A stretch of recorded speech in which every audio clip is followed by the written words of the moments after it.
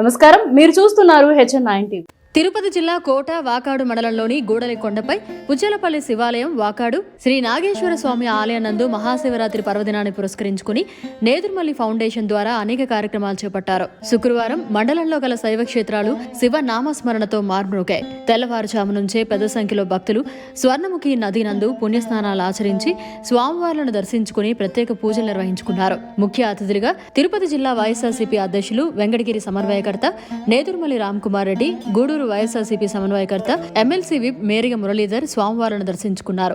అనంతరం నేదుర్మల్లి ఫౌండేషన్ ఏర్పాటు చేసిన అన్నదాన కార్యక్రమంలో వారు పాల్గొన్నారు. వచ్చిన భక్తులకు ఉచిత బస్సు సౌకర్యం కల్పించారు. భక్తులకు అసౌకర్యాలు కలగకుండా అన్ని ఏర్పాట్లు చేశారు.